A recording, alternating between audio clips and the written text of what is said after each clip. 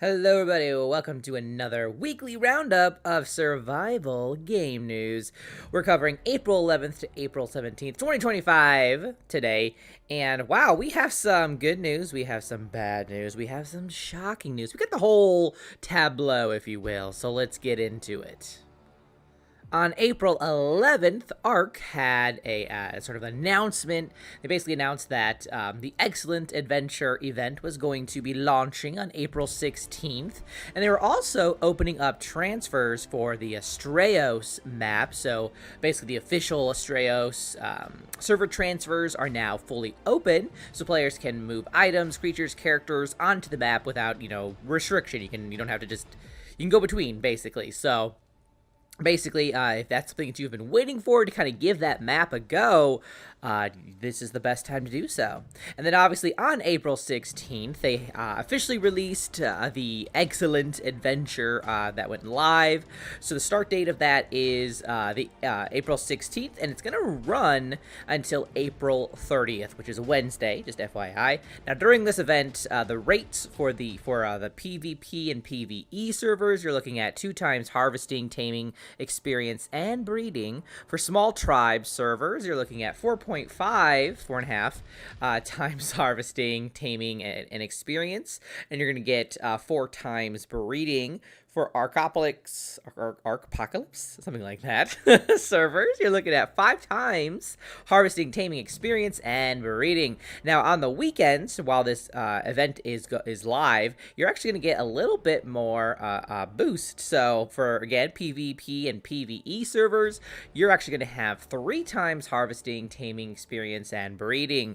And then small tribes, you're looking at 5.5 or 5.5 times harvesting, taming, and breeding, and then 5 times breeding. Crazy. And then on the Arcopolis servers, you're looking at a crazy 6 times harvesting, taming, and experience, as well as breeding. So best time, honestly, to go out there and take care of all those breedings out there. Great time for harvesting.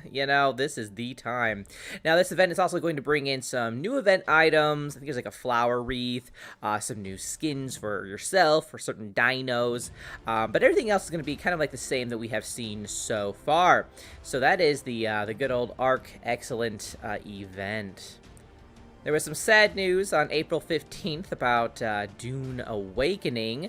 They announced that they had to delay the game. So the new release date of Dune Awakening is June 10th. And the head start, for those who have access to that, that's going to be launching on June 5th. So for most of us, that's going to be the June 10th, where we get to actually play this game. So bad news on that, but they did say that it's basically going to allow them a little bit more time to cook. They said it's a beast of a game. They got a lot of feedback from the beta test they've been doing, and they got the feeling that, you know what, we got to go fix some of this stuff, because they're trying to basically, obviously, release this game as polished as possible. And then on April 17th, Dune Awakening also had a dev stream, which basically kind of showed off some of the combat in the game, and you'll see that here, this video that we're showing here. And basically, like I said, it just really goes to, they're just trying to show off, what players can expect when it comes to combat. So, unfortunately, going to have to wait a little bit on Dune Awakening, but hey, we have some interesting stuff to look at, I guess. On April 13th, Soulmask revealed their roadmap for their 1.0 release, and part of that was some free DLC that they plan on releasing. So the vision for Soulmask 1.0 is really to evolve into this one-of-a-kind survival management sandbox game. And the mask is primarily going to be like their way of making that happen. So they kind of like split that into like 3 sort of aspects. Though the mask itself, this kind of mysterious artifact from an unknown civilization, basically holds this sort of like unimaginable power. And as players delve deeper into the world, the mask is going to unveil even more incredible abilities, and might even awaken some ancient consciousness that has slumbered for eons. So I imagine it's going to be like their gateway to new technologies, or I guess really if they're coming at it from like the management perspective, just more management.